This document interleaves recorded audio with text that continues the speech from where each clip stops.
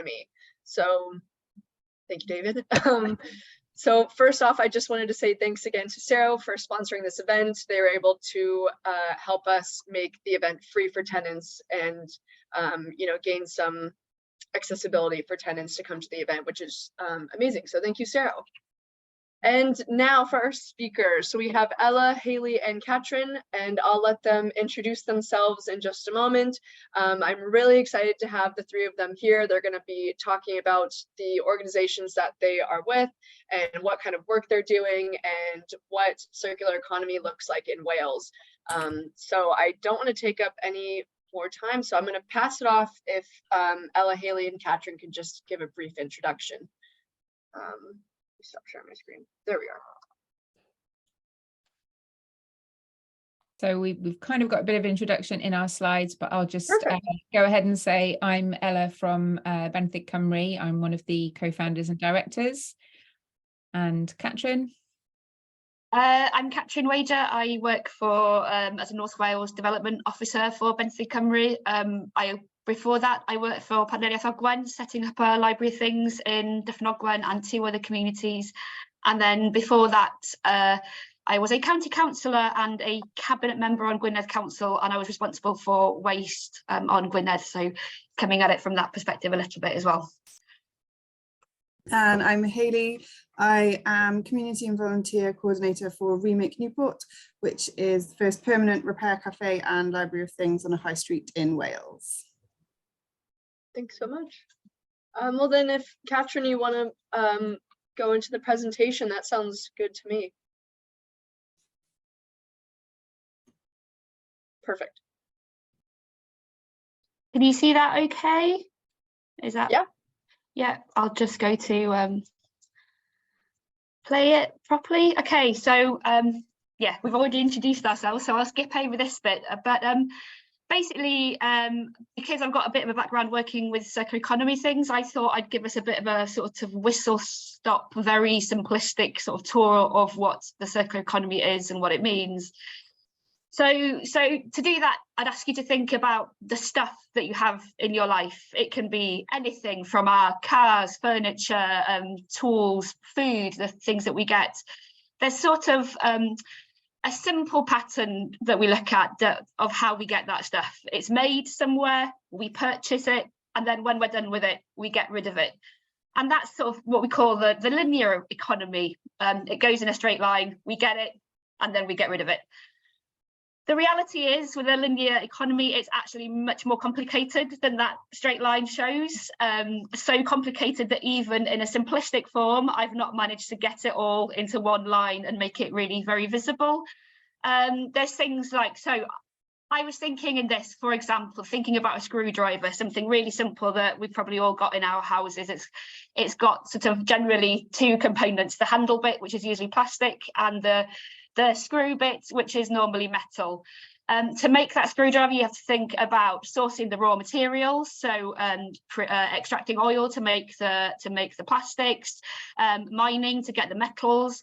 You then have to transport the raw materials, you have to process the raw materials, you might have to transport them again to produce the component parts for the piece. They might need to be transported again to make the actual item.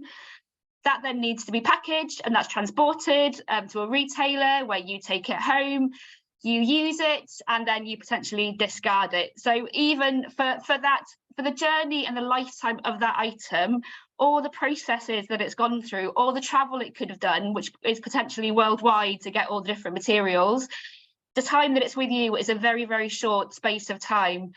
And obviously there's a massive carbon impact to all of these processes when you're thinking about all the travel and the mining and all the components that go into making something as simple as a screwdriver. There's a huge impact to it.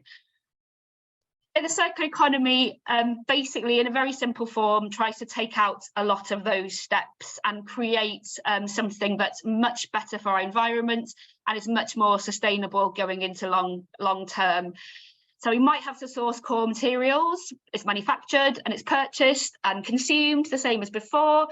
But then we get to a point where at the end of its cycle, it isn't just discarded, it's repaired, it's recycled, it's passed on, it's broken into different bits. and bits of those are reused. So we're cutting out the need to have to keep exploiting raw materials and all of the carbon transport environmental impacts of that. So in a very, very simple form, that's what the circular economy is. So why is it important? Well, this is the waste hierarchy. I'm not sure if people here might be really familiar with it or might not, but I'll run through it really quickly. The idea of the waste hierarchy is it shows us really the most damaging ways that we can be getting rid of our stuff, the stuff in our lives, and it gives us an idea at the top of what we should be doing most. So I think there's almost one thing that isn't in the waste hierarchy, which is when it comes to waste, fly tippering and littering is obviously absolutely awful. Then the worst thing that we can do in terms of disposal is send it to landfill. Recover generally means energy from waste, which I'll talk a little bit more about in a minute. Recycle is what we're most familiar with, I guess, as a sort of a more environmentally friendly way of using items compared to throwing them away. But much higher on the waste hierarchy, and something that we should be doing a lot more than even recycling is reusing items, reducing our consumption of stuff, and just preventing the need to have some of this stuff in the first place. So that is where we want to be as a society, essentially, is just to not have to buy and to have so much stuff. The big picture in that, I think it's not quite made enough of, is the fact that Wales is actually an incredibly good recycler. We are first in the UK in terms of nations in how much stuff we recycle, second in Europe, and third in the world. So yeah, for a small nation, we're doing really big stuff when it comes to waste. There's ambitions to be even better, and there's an ambition to be a zero waste nation by 2050, and the Welsh Government have introduced a beyond recycling strategy, and which quite simply takes us from that recycling level on the waste hierarchy and tries to move us up. So how do we sort of look to do that? And I'm going to briefly touch on maybe 3 different levels that we need to be working on to achieve a more circular economy. I guess the first is what we're most familiar with, which is the local authority responsibility. This is where we usually pass our stuff on, be it through curbside collections or taking stuff to a local recycling centre. Local authorities currently have to recycle at least 64% of the waste that they pick up. So that's why they're always encouraging us to try and recycle more, because it has an impact on their targets that they have to receive.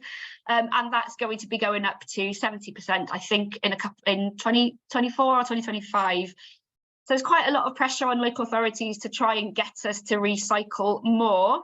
If you want to find out where how much recycling your local authority does and where they're at in terms of that, there's a really useful website called My Recycling Wales, which holds all of the data from all of the local authorities.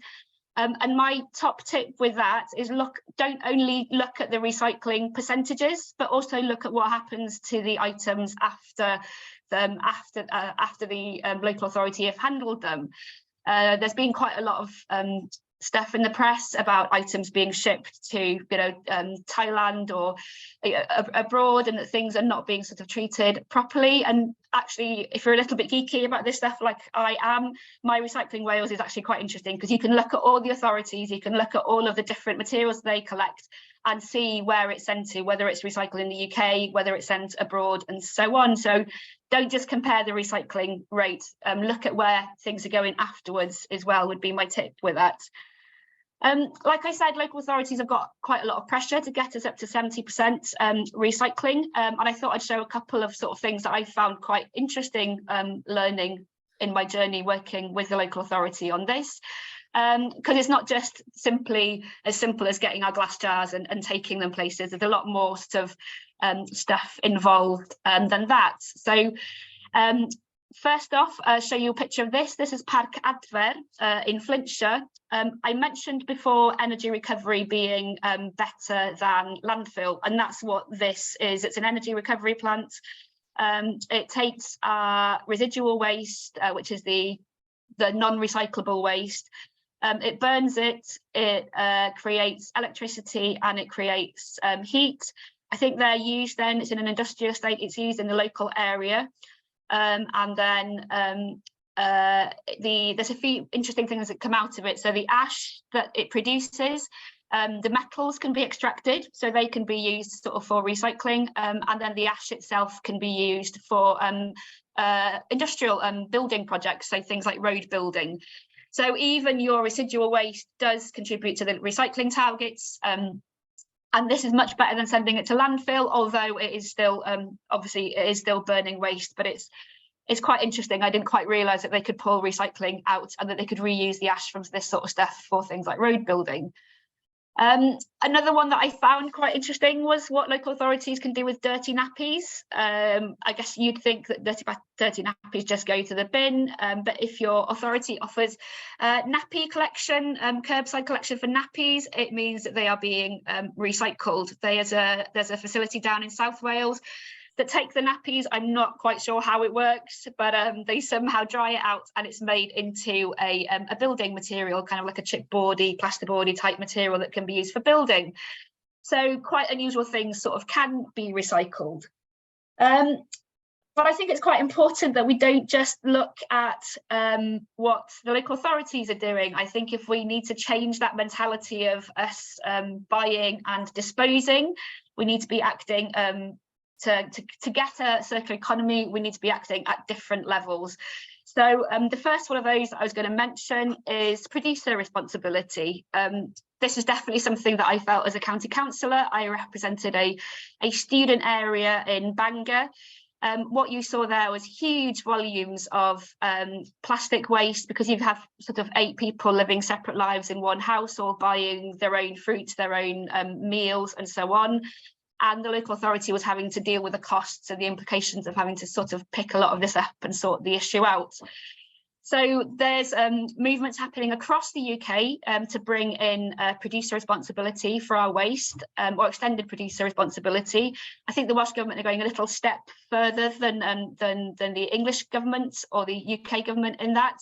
But yeah, the idea simply is that the polluter pays, so that there's the companies and the items that are produced most generally that are found that are either in our waste streams or that are littered, that the companies who produce them then make a contribution towards having to deal with them. Part of this also coming out in Wales, I think in 2025, is deposit return schemes. So almost going back to the idea of the Corona bottle, where you pay a sort of small fee for the bottle, or for it's plastic and glass, if I'm quite correct, but obviously I don't work for Welsh Government, so I won't have the details for that. Yeah, you pay a small fee for it and then you get money back when that item is recycled. Another big part of what I think is important for producer responsibility, and maybe for some other items in this presentation, is the right to repair and changeable components. An example of that, I'm sure we've probably all got similar examples.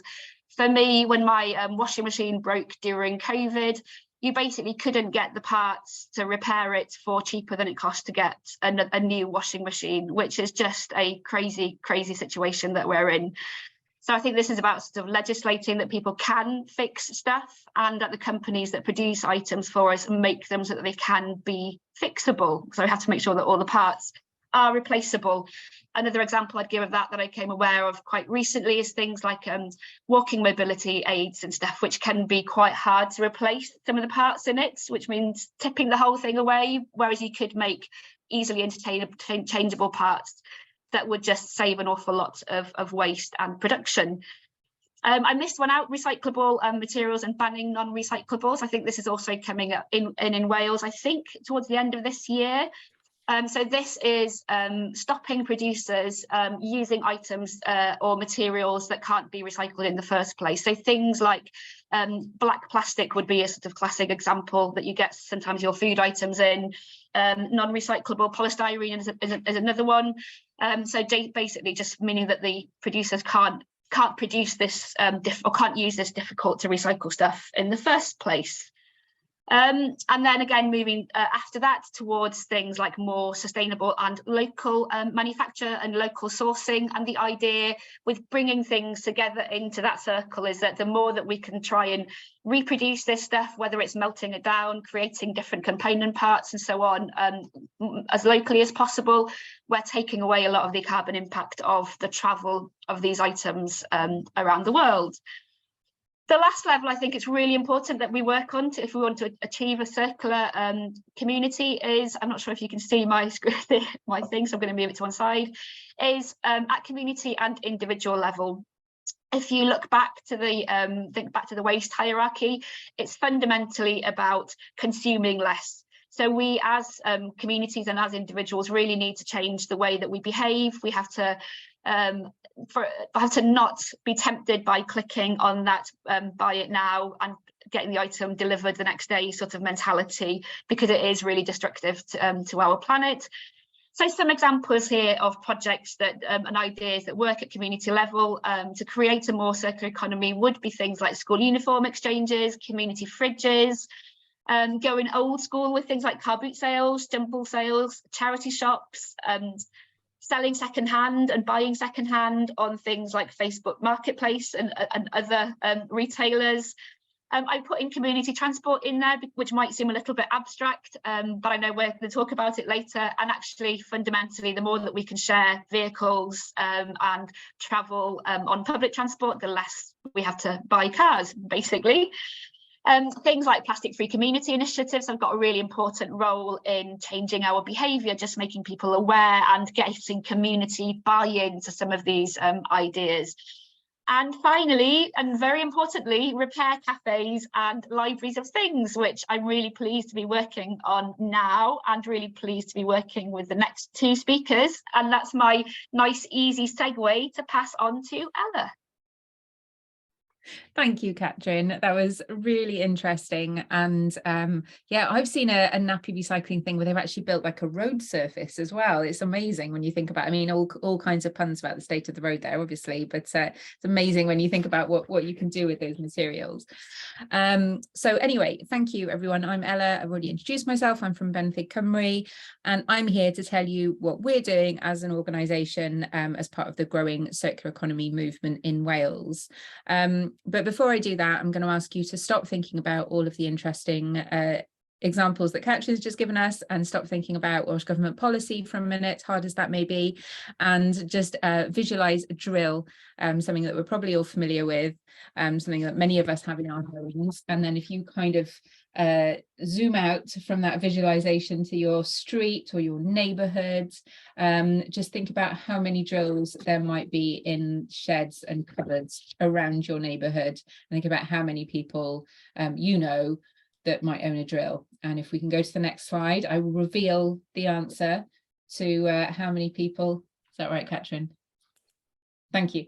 How many people own a drill? So this is the percentage of households who own drills. And at Benthyg Cymru, what we think is that there are too many drills in the world, and certainly in Wales. And it's not that we dislike drills, they serve a purpose. Sometimes you need a drill, it's a useful piece of kit. But the fundamental question for us all to kind of ask ourselves here is, how often do you actually use your drill? Unless it's actually part of your job, probably not very often. And it might surprise you to learn that in its lifetime, the average drill is used for 6 to 20 minutes in its entire lifetime, from the moment it comes through the checkout to the moment it probably ends up in a landfill. 6 to 20 minutes.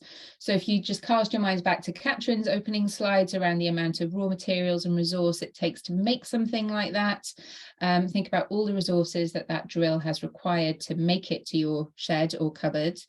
Think about how much it cost you to buy that, you know, what your disposable income, what proportion of your disposable income that month that actually took, and then how much space does it take up in your home?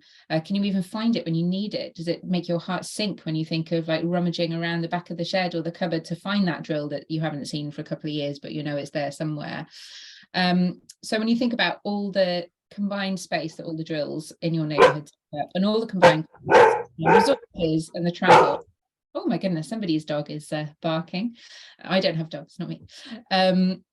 Yeah, I'm sure you're getting my point here. But obviously the drill's symbolic. This isn't personal to drills. We love a drill. But what we're talking about here is the amount of stuff that we all have that is in our homes that has drained resource from the planet that we know is in crisis, cost us money that we all know we are all struggling to find enough of at the moment, and is taking valuable space up in our homes. And I'm sure we've all seen the Netflix programs about, how we need to kind of organize things and buy more plastic things to put in our homes to organize the stuff we've got. Maybe there's another answer. Maybe it's something around us having too much stuff that we don't need, stuff that costs us money and takes up space and has an environmental impact. There's another interesting stat to add to that one about the drill, which is that around 80% of the stuff in our homes is used less than once a month. That's a stat from the Ellen MacArthur Foundation. And, I'm sure, again, that resonates with all of us. It probably won't surprise you to learn that there's probably a few cupboards in your kitchen that you just don't even bother to open because it's stuff in there that you bought thinking you were going to start a new healthy lifestyle of spiralizing vegetables, and then it just never quite happened. So at Benthyg Cymru, we think we probably don't need to own this stuff. We think we've probably got enough stuff in Wales, actually, and we think there's a different way that we can do it. So if we move on to the next slide, you'll see, in case you've been wondering, for any non-Welsh speakers, Benthyg is a Welsh word. It means borrow or lend. And that's what we do at Benthyg Cymru. We support communities to establish libraries of things so that people can access the stuff that they need without having to buy it. Libraries of things are pretty self-explanatory. We all know what a library does. It's where you go to borrow a book or maybe a DVD. You don't buy it. You just borrow it as and when you need it, and then you put it back in. And it's a kind of shared resource space where, people just borrow what they need when they need it, and then they take it back. And a library of things, the concept is exactly the same, but it goes way beyond books. It sort of can include all kinds of household items that you just need to borrow once in a while, and then you can send them back. We're not a business. I'll talk about this in a bit more detail in a minute. We're not looking to establish kind of franchises as Benthyg Cymru. We're a community interest company, which kind of inhabits a space in between a sort of charity and a business. So we're any money we make has to be invested back into the community, and we support a network of communities around Wales, helping them to develop libraries of things that work for them, and try to take the headache and the work out of creating libraries of things, because it can be a bit complicated. Our mission is to help communities to create spaces where people can donate stuff they own but don't need, borrow stuff they need but don't own, and get together to share knowledge and skills, perhaps around using those things, perhaps around using a drill, so that it might give you access to borrow them, but also put up a set of shelves and make your home a more pleasant place to live. And our vision for Wales is to make borrowing as easy as popping out for a loaf of bread, so you can borrow whatever you need whenever you need it. We have all kinds of exciting kind of visions of travelling by train across Wales to go camping in Pembrokeshire and borrowing all your camping gear when you get there from the local library of things. That's the kind of where our ambitions lie.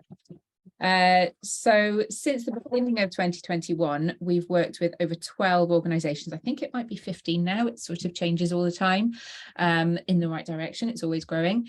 So we've worked with at least 12 on around 20 libraries of things. So some of them are working on more than one library of things at a time.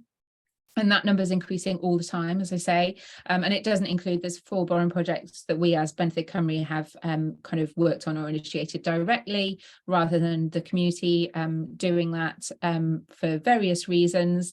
And Hayley is going to speak about one of those exciting projects in a minute. We've been able to grow our team to meet this demand, and Katrin is one of the team, and Hayley as well.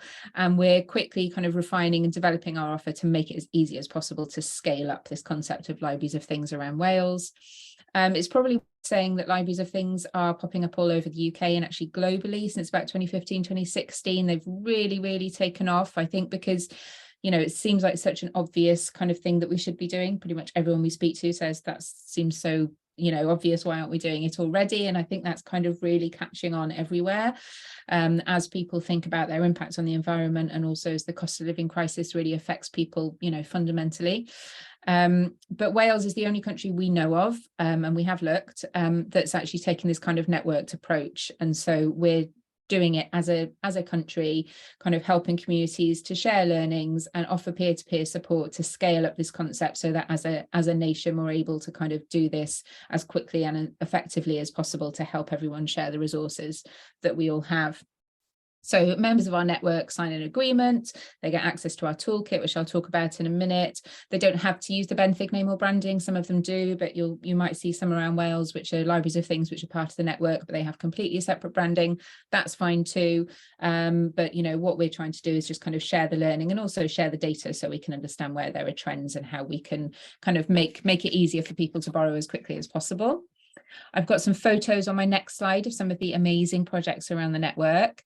And as you can see just from those pictures, it's really evident that our approach isn't about creating a kind of franchise model where we parachute in and produce kind of identikit versions of the same thing. Our objective really is to support communities to create libraries of things that are tailored to the needs of that community. And we think the best way for them to do that is nearly always for them to be led and owned by their communities. So while we as Benthig Cymru provide the support and the experience that we can to help them set up, we do encourage them all to be unique and kind of meet within the needs and the resources that they have. And the intention, you know, at the heart of this is just to make the most of the resources that are already within communities, make them accessible to everyone. And so as Benthig Cymru, the way we do that is be as flexible and creative as we need to be about how we work with those communities and how we support those libraries of things to get up and running. I've mentioned the toolkit already that we've got. We've done a lot of thinking around that. You're probably already, very happy to take questions, by the way, but you're probably already thinking, what do they do about pat testing? What do they do if somebody doesn't bring something back? All of those questions we've thought about, and we've put some kind of template processes and best practice guidelines in place. And we're working with those communities to find a way of managing those things that suits them, that suits their insurance policy, and that kind of works for their community. So all of those questions we've done a lot of thinking around, and so we can kind of help those projects get up and running and not have to reinvent the wheel every time. And most of the libraries of things will include lots of donated inventory. Some of them have new stuff, some of them have a lot of new stuff, some of them just have a few new items, but most of them will have online inventory, inventory which has been donated from people in their communities, and then it's all listed online on a borrowing platform so that people can go and browse what they've got and reserve and borrow it as and when they need, normally for a small borrowing fee. But there's often ways that people can borrow without paying if they can't afford that borrowing fee, whether that's through time credits or just volunteering time or other ways. So just to name a few projects, name drop a few in case you're wondering where your nearest one is. There is a map on our website. You can go and find your nearest library of things. We're just about to upgrade our website, so you'll be able to do a postcode search. So look out for that. There's a couple of libraries of things on the slides there that you can see. There's one bottom second from the left, which is Awesome Wales, which is in Barry, which some of you might know. It's a great zero waste shop, and so they kind of host a library of things within that zero waste shop. So obviously that's a really nice kind of synergy there. The third one from the top, the third one from the left on the top is Bus Benthig, which is this amazing kind of fully kitted out mobile library of things, which operates in Wrexham and goes around to different kind of parts of the county on different days of the week so that people can borrow stuff directly. One in Swansea, bottom left there, is in the Quadrant Shopping Centre, which is part of a big kind of pop-up project to use spaces which would otherwise be sitting empty. And there's lots of others there. There's a couple there you can see which are more like a kind of shipping container type scenario within a community centre, which, you know, obviously is really kind of popular as well, and a good way to kind of use that community centre space. So we work with local authorities, we work with charities, we work with local community groups in whatever format they need to help them set up these libraries of things. So we have been starting to kind of measure the outcomes. Obviously, that's really important to see the kind of impacts that we're having. And since we started measuring that data in October 2021, you can see that the number of total borrowers is all going in the right direction. It's really early days because within that time period there's quite a few that have actually opened, you know, sort of for the first time. So obviously you would expect those numbers to be going up. But we're starting to track these numbers so we can get a sense of whether there are kind of seasonal trends. For example, we saw last summer that borrowing was really popular and then things slowed down in the autumn. So those are trends that we want to know more about and understand how we can help people throughout the year, not just in the summer months. So we're starting to track and understand that, and obviously as a network, that's something really important that we can do to kind of collate all of that data together, and again kind of on a kind of national level learn and scale up as quickly as possible through sharing that information and that insight. People often want to know what the most popular items are consistently across the whole network, and I think this is probably true for Libraries of Things that we know around the UK as well. The top 3 items are carpet cleaner, pressure washer and gazebo. Those tend to be consistent. And we did a little bit of analysis on the amount of money and carbon that communities had saved from the top 2 items. So the top 2 are the pressure washer and the carpet cleaner. And over the 12-month period that we measured there, we were able to analyse the carbon savings and the cost savings. So just from borrowing those 2 items, carbon savings were 14, nearly 15 tonnes, and cost savings were over £100,000. So that's just from borrowing those top 2 items across the network for 12 months. So we're working to kind of understand more about all of the other kind of carbon and cost savings through the rest of the inventory. Most Libraries of Things have, 200 plus items on the inventory. So the potential for carbon and cost savings across the whole Library of Things network around Wales could be really significant, and we're just starting to understand that and measure that. And based on these top 2, we're feeling quite excited about the impact that we could have positively to support communities and reduce our impact on the environment around Wales. And one of the projects that I haven't touched on, because I want Hayley to be the one to showcase it to you, is this amazing project called Remake Newport, which is a partnership that we've got with Repair Cafe Wales. We do a huge amount of work with Repair Cafe Wales. Obviously, there's a lot of maintenance that goes into Library of Things items, and Hayley's going to tell you all about it. Thanks, Hayley. Hi. So as I mentioned before, I'm community and volunteer coordinator for Remake Newport. Katrin, if you can go to the next slide, we've got a video which is going to show you around our space and give you a little bit of background information. Oh, we haven't got audio. I'll try unmute me, see if that helps. Hang on. It's when you press share, you need to check the audio at the top corner. Yeah. Was it working then, or do I need to hang on? Here we go. You might need to unshare and share again. It's a tick box. Then with funding from the WCVA's Is that working? Disposal Tax Community Scheme and with the support of Newport City Homes, they have been able to create a space in the heart of Newport City Centre where the community can come together to share skills and items. Remake Newport offers low-cost borrows, free repairs, upskilling and volunteering opportunities, educational outreach, community workshops, and even a repair-it-yourself membership.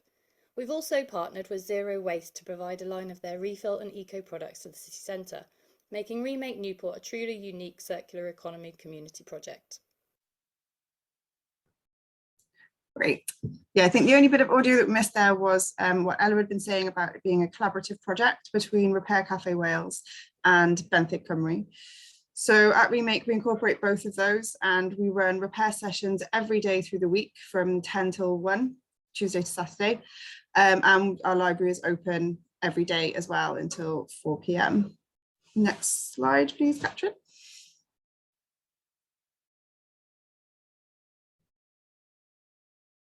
Oh. Sorry, I'm trying. It's not. That's Doesn't okay. seem to want to move. Sometimes it gets stuck. I'll stop sharing it and try and come back in, see if that helps. Sure. Sometimes it's the only way to get it to restart and then to reshare it. Technology is great until it's not.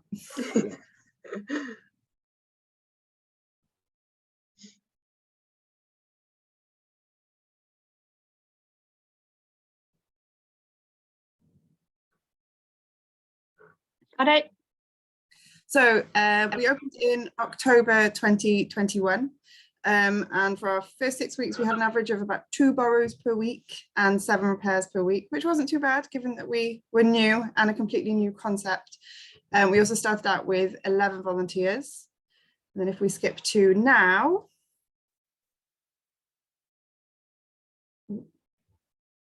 as it got stuck again.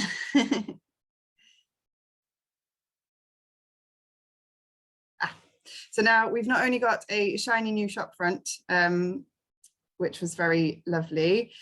We now have an average of around 13 borrows per week, but over the summer where we've got camping equipment and gazebos going out all the time and pressure washers, we are as high as 40 per week, which is a very busy time in the shop. We average 15 repairs per week, but some weeks we do see 20 to 30 items, keeping our volunteers, again, very busy. We now have 21 volunteers, which includes 80% of the original group. And that really ranges. We have a really broad group of volunteers in terms of age and background and reason for volunteering. Some people want to use skills that they've used in their work life and are now retired. Some people want to work on a project that is empowering the community. We've had students come to us who want a bit of experience before entering the workplace, all sorts of different people. So over our first year, we gained 559 members and saw 539 items through the repair shop with a 70% success rate. And we had 696 items go out on loan just over the first year. We're hoping to see that increase as well as we move forward and as we just consistently gain members. Next. So what can be repaired in our repair shop? We see all sorts of different things, from cool Santas on bikes to lamps and sewing machines and clothing. The most seen items are things like vacuum cleaners and small home electricals, blenders and things like that. So generally we're working on everyday household items, making sure that they can continue to be used. We do like to see sentimental items and fun things like that as well, but mainly we're just saving those items from landfill and saving people money. We can also repair home textiles and clothing, and we work with a project called Laptops for Home Learning. We take in laptops and turn them into Chromebooks, which go back out to school children who need them for home learning. And what can be borrowed? Our library is always growing. We have about 80% donated items. Our biggest, most used items are things like camping equipment through the summer, gardening tools generally. And as Ella said, the jet wash and the carpet cleaner are by far our most borrowed items. We also have toys and games, party equipment.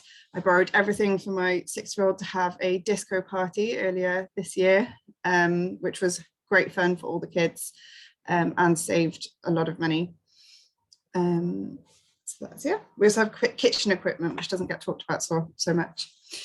So our volunteers are the heart of what we do, and we couldn't be here without them. There are 21 of them who are fantastic. And they were honoured at the 2022 Gavo Awards for Outstanding Contribution to Volunteering, which is a really fantastic night. We thank them by helping them get qualified in areas that they're interested in. So we now have 6 fully PAT test qualified volunteers. We have 10 who have been first aid trained. 4 have been supported to facilitate workshops for young people. So we put on workshops on repair skills for groups like, we've got the Brownies and Beavers coming in the next few weeks, and for school groups as well. 2 of our volunteers, who are actually the 2 in the picture there, are training to become sewing machine servicing technicians at the moment. And one of our volunteers is starting to embark upon training around governance so that she can get involved in bid writing and things like that for the organisation. So our community, we do a lot more than just repairs and the library, although that's quite a lot in itself. We are, at its heart, we are a community space on our high street. So if people want to just come in and have a chat and a cup of tea, then they're welcome to do that too. We also, like I say, run workshops for young people. So the middle spot of the 3 there that you can see is a group of young girls learning how to wire plugs and change fuses. The top picture is our sewing club, which runs every Friday. So people can come along and work on a project, learn how to use a sewing machine. They can have no prior skills. They can just want to sit with other people to work on things that they know exactly what they're doing. It's just an open session where anyone can come along and join in. We also run workshops through the summer for kids. So that picture just below the writing is a particularly busy crafting workshop where kids are making all sorts of things from cardboard and toilet roll tubes and things. We're also a hub for Keep Us Tidy. So we have all the litter picking equipment here, and we encourage groups to stop by, borrow the equipment and do a litter pick around the high street in Newport. So our stories of repair. So like I say, we always do like it when we get a sentimental one. So this gentleman had this Pinocchio toy, which he bought in Italy over 20 years ago.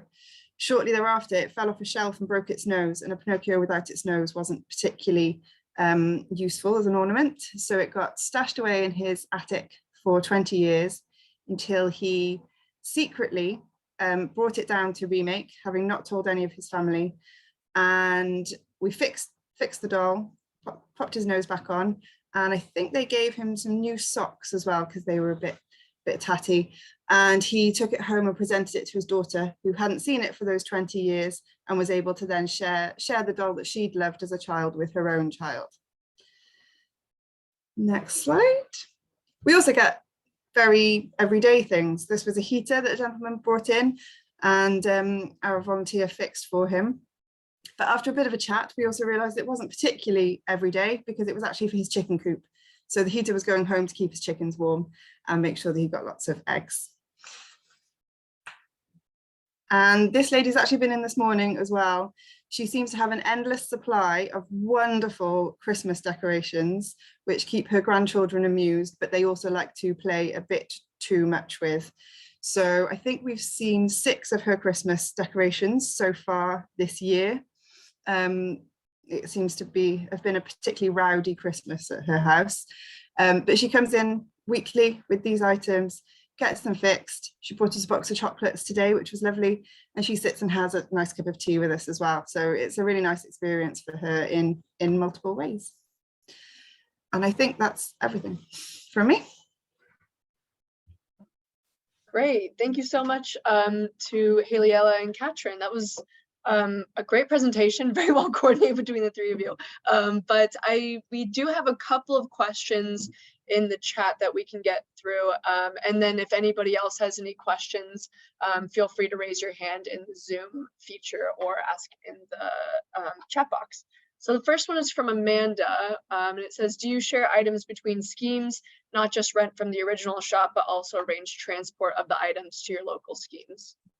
Yeah, we're starting to. We don't have a way of doing it formally at the moment, but we have a kind of private Facebook group and other ways of contacting each other where the different network members will say, oh, you know, does anybody have a what are those Black & Decker tables called, you know, with like the things, workbench. Somebody asked if there was one of those, and another one popped up to say, oh yes, I've got 3 of those, you can have one. And so it does happen informally. But one thing that we really want to do, you know, I talked about one of our kind of ambitious kind of visions about getting the train to Pembrokeshire and borrowing all your stuff when you get there. Something else we want to think about is how we can kind of make the items searchable by location or by item. So for example, in one of the locations, they've got a marquee, like a proper marquee that could be used for, say, weddings. So our vision would be that, you know, people could find those items if they need them, and then either we could find a way to transport them, or they could go and collect it themselves if it was like a high value item that there might only be 1 or 2 of around the whole of Wales. So we're looking at ways to kind of formalize that, but at the moment it tends to happen in a kind of informal ad hoc way as needed. But yeah, it's definitely something we're looking at. Particularly we've noticed in more affluent communities, you know, you will have a surplus of things, and it makes sense given what we're doing to make sure that those are actually being shared around the whole of Wales, not just within that one community. What we are able to do with the network as well is also share learnings. So we can know that the library in Swansea has been asked 10 times for a certain item, and that might be something that we want to talk to our community about whether they want. So whilst it might not be that we can share that item directly, we can put that into our library and start those conversations because of those shared learnings. Mhm. Right, great. And one thing one comment from Bob was not many rural areas by the look, harder to pass on. And it kind of got me thinking, you said, Ella, about how in different communities will require different needs, or it might look different in each location. Could you give any examples of what a Library of Things or Benthic might look like in a more rural area of Wales compared to, say, Cardiff or Newport? Yeah, I mean, it's interesting because actually even in Cardiff and Newport, we've been looking at ways to do kind of door-to-door delivery, and we have in Cardiff and the Vale been lucky enough to get funding for a couple of electric vans, so we've been trialing kind of door-to-door delivery. And it's interesting because obviously in Cardiff it's a, you know, built up area, but if you're borrowing something like a large carpet cleaner or pressure washer, you don't have that, you know, it's going to be difficult for you to transport that. So that you could argue that there's, you know, a kind of equivalent but different need for transport in built up areas as there is in rural areas. In the Vale, we're looking at ways to kind of make sure that the items in Penarth and Barry are available around more rural areas. I talked about the Bus Benthic in Wrexham, where they've got the fully mobile Library of Things, you know, that does go to sort of smaller areas and you know, kind of provide a kind of like town centre pop-up like you used to have with mobile book libraries, where people can go in on a certain day of the week and take back the thing that they borrowed last time and get something new. And I just wanted to ask Katrin as well whether she wants to share what Petha has done, because Katrin was one of the founders of a project called Petha in Gwynedd, which is based at community libraries, and yeah, they've done some amazing things there, Katrin, haven't they? Yeah, thank you. Yeah, it's going to come in really about. So Petha, I don't know if Mel's still on the call as well, was led by Dolan, which is a network of 3 community enterprises in Penygroes, Glyn Ffestiniog and Bethesda. I think it's only shown as being on Bethesda at the map at the moment because that was where the lead organisation was, but it is it's just opened in one of the other ones and will hopefully soon open in one of the others. That's being housed in, like Ella said, in council-owned public libraries in those 3 communities. And we'll hopefully then develop out. The next phase is looking more at introducing home delivery and working with the council services, because Gwynedd Council Library Services do deliver across the whole of Gwynedd, will deliver books. So looking to see if the Library of Things concept can piggyback onto that and become a delivery service that way, without having to sort of get new vehicles, and by also utilising the community vehicles in the communities where they're based. So while the map might not show you that the projects are reaching rural areas, quite a few of them actually do reach out, because they're housed in the local market town. Like Llanidloes is an example of that in Powys in Mid Wales. So it's the old market town, which will probably cover a much broader area because people are still sort of used to travelling. And yeah, things like Bus Benthic, which is like Ella mentioned, they're Flintshire and Denbighshire, and they go to markets. They basically travel around the different markets in those areas. So again, they're trying to be in high impact locations.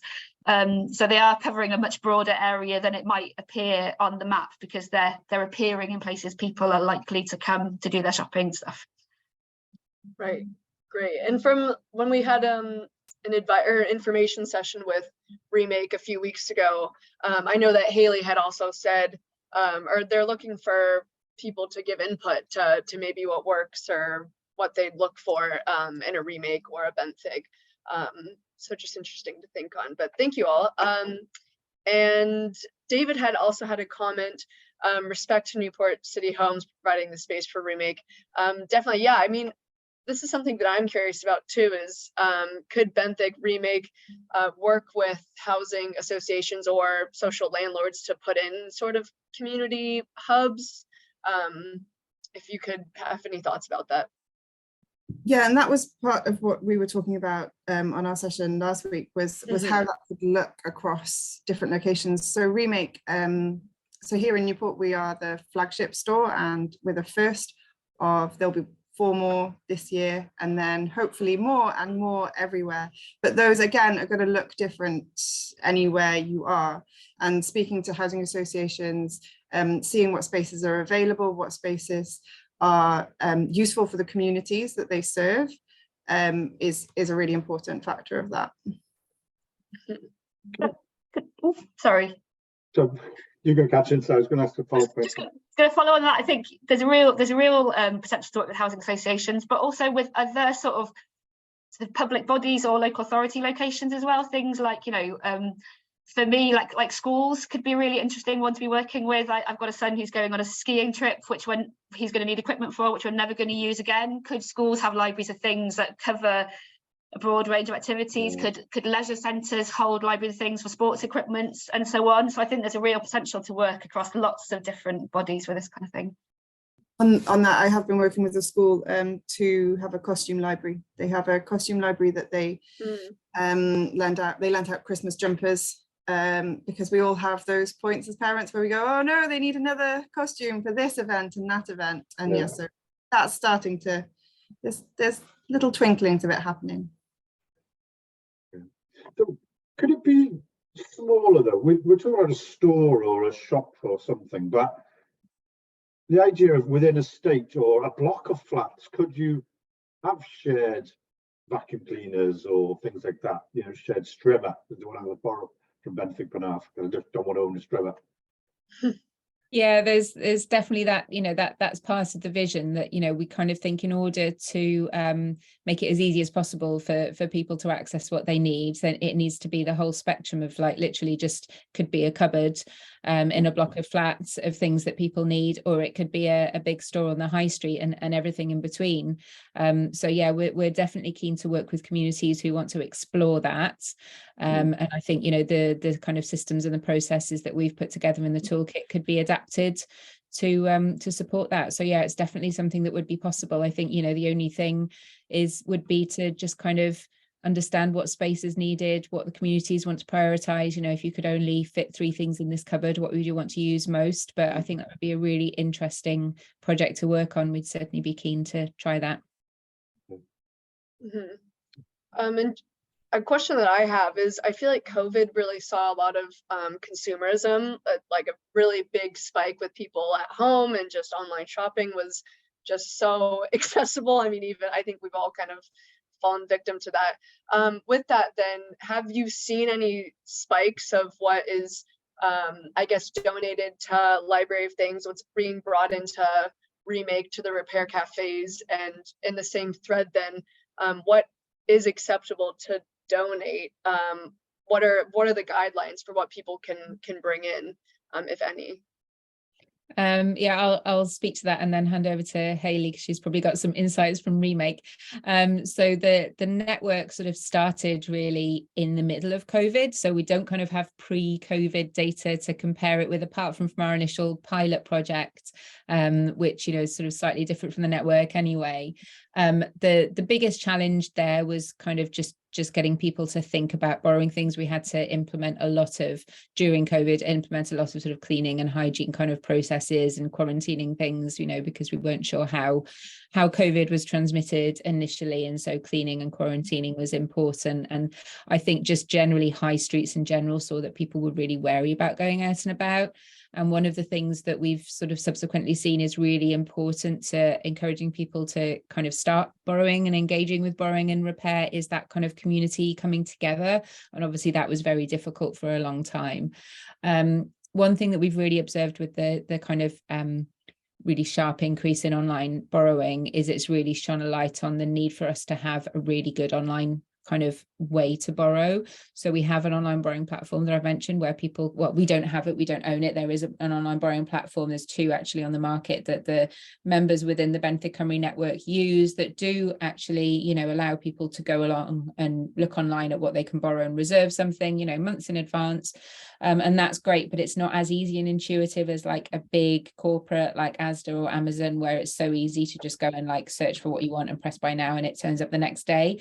So one thing that we're thinking about is how we kind of balance the the community kind of coming together element of a library of things and repair cafe kind of facility with this behavior that people kind of expect just to be able to press buy now and for it to turn up on their doorstep. So, you know, how do we make sure that we're kind of meeting both of those needs, given that they're quite different? Hayley, I don't know whether you've got anything to add in terms, oh, sorry, I was just going to say in terms of library of things items, basically most things that that you can think of that somebody might want to borrow. So obviously like furniture, ornaments, white goods tend not to be suitable for a library of things. They tend to be things that people, you know, will have in their homes, you know, that stay there for a few years. But you know, anything that you can think of that people might want to borrow. So, you know, things like kitchen equipment, like kind of juicers and blenders and bread makers are a good example of things where actually sometimes people do just want to borrow something just because they're on a health kick or they want to try a new recipe or something like that. And then they might go on to actually invest in that thing if they think they're going to use it regularly. And then other things like camping equipment, pressure washers, gazebos are things that actually are quite a big investment and they take up a lot of space in your home. So again, that's meeting a slightly different need. In terms of things being usable, obviously if somebody donates something that's, you know, broken beyond repair, then we would politely, you know, say no thank you. But generally sometimes people will bring something in that's, you know, perfectly functioning but just needs a new plug or, you know, something repaired. And in that case, if the Library of Things has, you know, repair volunteers, and they've often got really close links to the repair cafe, they'll take it and try and have a go at fixing it to put it into Library of Things inventory rather than it go to landfill. But it, you know, it does really depend on the Library of Things and what their resource is like in terms of volunteers who are able to take those things on. And now I will hand over to Hayley. Sorry, Hayley. I mean, I was going to use a very similar example of a bread maker. We have bread maker in our library. I think that was something that a lot of people bought in the pandemic. And what we do encourage is that usage of things to give them a try before investing. And we are seeing that I think people have twigged a little bit, oh, I've got all this equipment now where I tried that trend during lockdowns and I've got all these things. Maybe this is a great idea. I'll give it a try. I was speaking to someone the other day who has borrowed a steam mop. She's not sure that it's going to quite do the job because she's got 2 small kids at home. So she's borrowing it for a week to see whether it can deal with that mess before she buys it. So we are seeing that kind of change. In terms of repair, I'm not seeing lots of air fryers and bread makers, but maybe they'll, in another year when they start to break, we will. But what we did see once we were coming out of restrictions were people who were more nervous about socializing again, about being out and about, finding it much easier to come into our store where they knew it was a friendly environment. They didn't have to engage in certain ways. They didn't have to see crowds of people, and also bring the thing that had been broken for the last 2 years when they hadn't been able to go anywhere or fix anything themselves. So yeah, we offered that service where people could have that easy fix in an easy environment and feel safe. Right, yeah. Super interesting. Yeah, I just wondered, you know, just with how much, especially like with TikTok, I mean, the trends are like, you're buying something new every week. It's always something different. So just seeing kind of what's donated then. But Amanda had an interesting question. She said, but have you considered washing facilities somewhere where clothes can be washed, as a machine is such a big cost and a single person won't need it? I mean, does that kind of fit into the scope as well, or where's the line? I mean, it's not a sort of, you know, doesn't really fit neatly into Library of Things or Repair Cafe activities. But one thing I will say is that, you know, as Katrin said in her presentation, this kind of holistic view of the circular economy and how the circular economy can support our communities in Wales, whilst also, you know, helping us to kind of reduce our impact on the environment, is something where we're working with lots of other agencies and organisations to look at how we can collaborate and how we can kind of make this work on a wide scale. So, you know, the Remake project, it's got the zero waste kind of facility in there, and they do workshops as well. We're looking at ways that we can kind of be a part of bigger, you know, kind of community centered circular economy kind of hubs where that kind of thing might be a possibility. There's this wonderful Library of Things in Caldecott where they've got, you know, a community fridge and all kinds of other activities that go on there. Katrin or Hayley, I don't know whether you're aware of any that have washing facilities, but I can certainly see that it's something where in the future that might be. Yeah, Hayley. I'm working with Pobble, who are opening a homelessness centre just up the road from Remake, and they are opening a community laundrette in their space. So it's open access. And at the moment, there's no direct link with how we're working with them, but we're keeping in contact, and whichever ways in which we can support that, we will do. As Ella said, you know, we have the zero waste things here, so perhaps some kind of crossover with that, where people can buy a single dose of laundry detergent, which is, you know, important for them to be able to access that facility. So yeah, as Ella said, we're working with others who are providing those things to make sure that we're supporting in whatever way we can.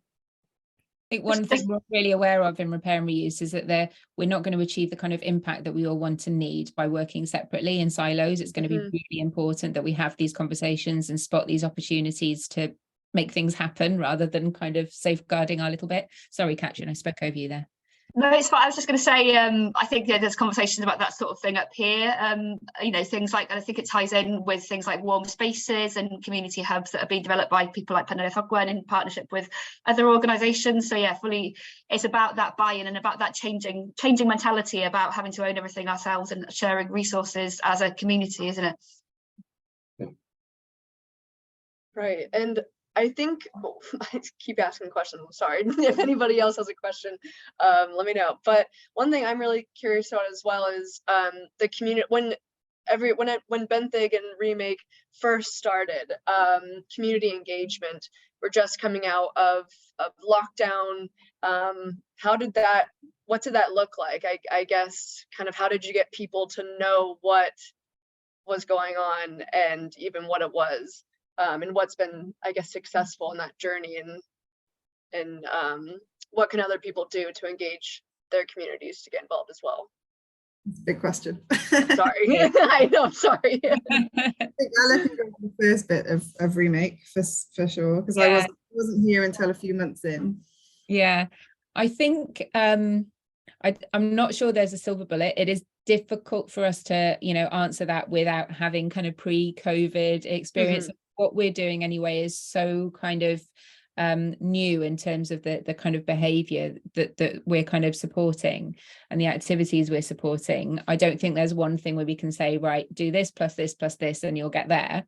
I think the key thing is really engaging with the communities, and, you know, the approach that we feel really strongly about we are not a franchise organization. We're not going to parachute in and say, this is how you do it. It needs to look like this. This is what it costs, you know, and this is the sausage machine that you kind of get something at the end of it. So working with communities and making sure that what you're doing really fits in with community needs, fits in with existing community activity, and, you know, what people need and what people want. And then, you know, all the usual kind of messaging stuff. Social media, traditional media is really important. Not everybody has social media, not everybody wants it, you know, making sure that you are communicating with people really creatively and kind of at every possible opportunity. We've also been lucky to have you know, quite a bit of coverage in sort of traditional broadcast media like TV and radio, because it's quite a sort of novel concept. People are quite interested in finding out more. And yeah, sort of word of mouth and else helps as well. But we certainly noticed in like the project in Penarth, which was the first to open during COVID, people along, we were kind of seeing lots of lovely engagement on social media, but that not really reflected in the kind of uptake.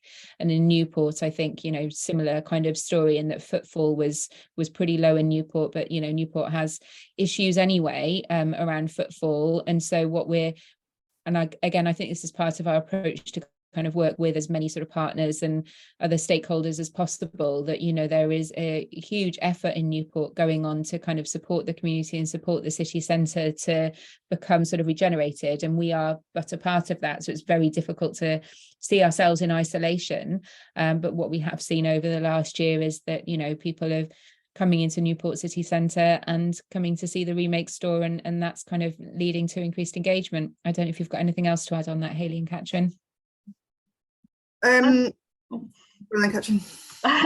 to give a highlight of a kind of I think, a project that responded to that community need as well, because it's kind of, it's so example for the PESA project.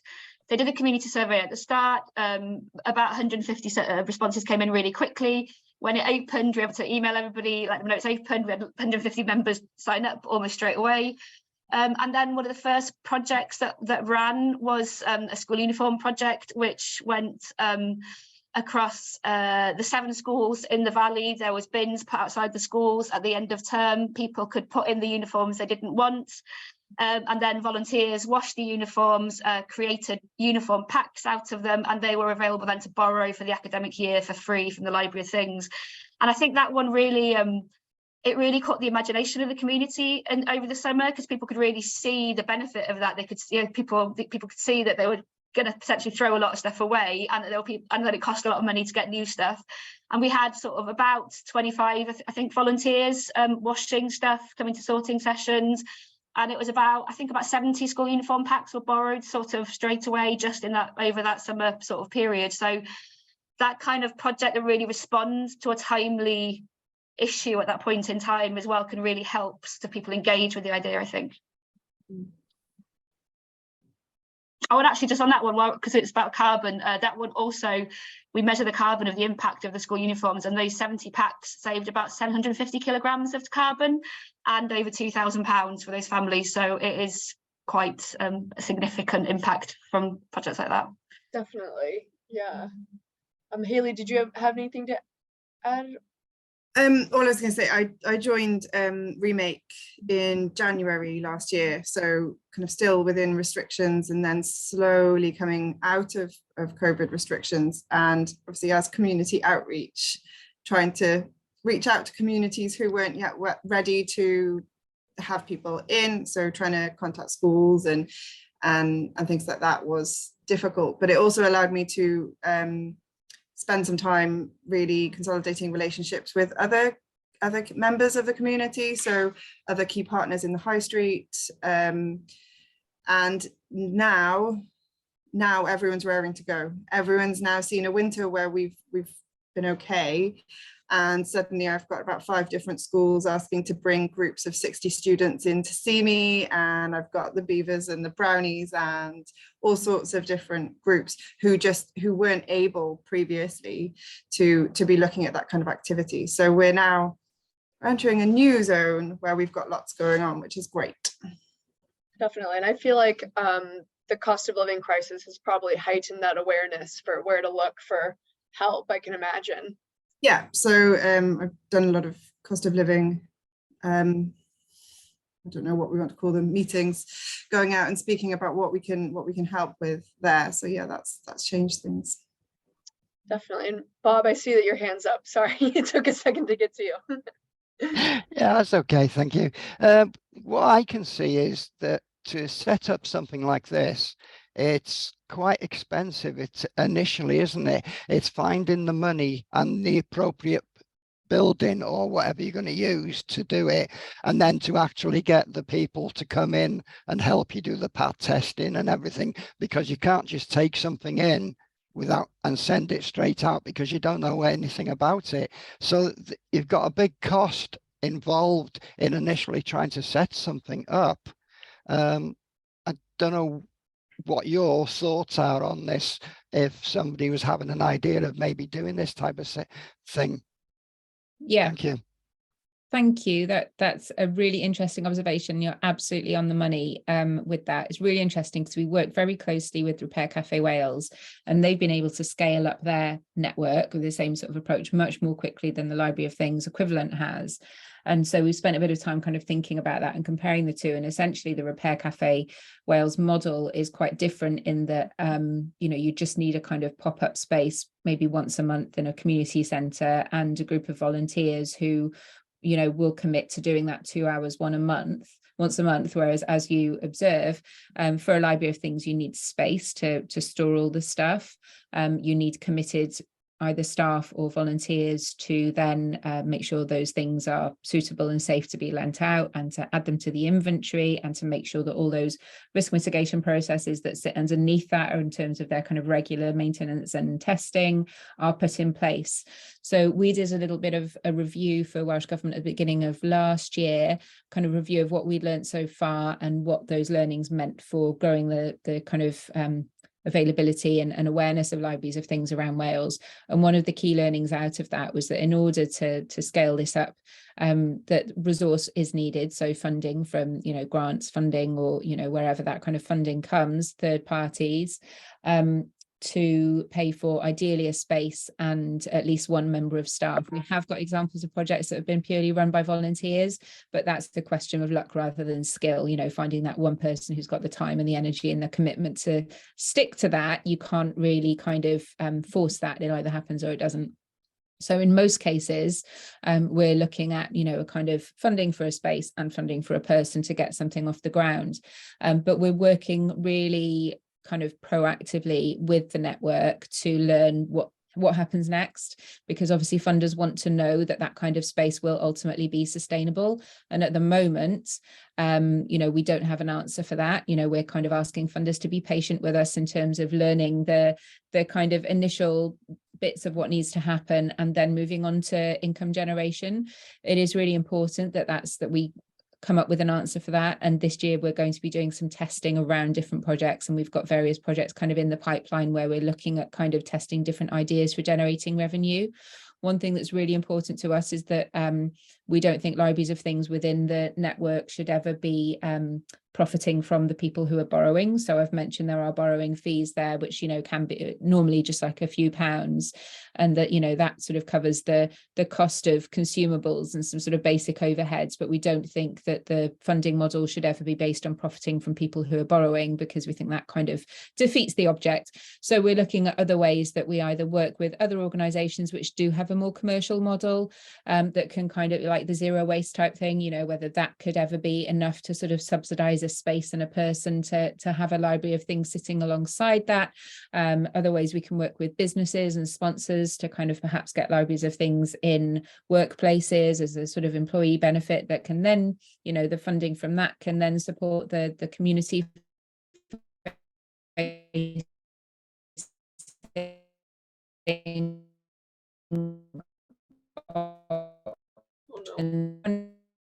But you're absolutely right. It does take significant investment and funding in the first. Around the UK, we've seen that's been a lot more difficult to happen than it has in Wales. So we're lucky to have the kind of patience and support of funders at the moment, but we know that can't be a long-term solution, that we need to use this time to actually develop creative and effective revenue generating streams to make sure that these kinds of spaces are sustainable in the future. Sorry, that was a very long-winded answer. Yeah, thank you very much though for doing it. I spent a lot of time thinking about this. No, that was great. Yeah, I think just answers a lot of questions of how we see this going into the future. I think it's really exciting, and really exciting to know that Wales is kind of leading the way in a lot of these initiatives. So with that, we're right on the dot at 1 p.m. That was great timing. So I want to thank our three speakers, Haley, Ella, and Katrin, again for taking the time to come and inform us a little bit more about circular economy and what's being done in Wales. Really fascinating session. So thank you three so much. And with that, we now have a little break. So we'll have another session at 2 about electric vehicles in Wales. So I'm going to close the session, and I'll be sending out some links, and hopefully any information from that presentation I'll send out to the attendees as well. So thanks everybody for attending, and I'll see you at 2. Thank you. Diolch. Bye. Thanks so much.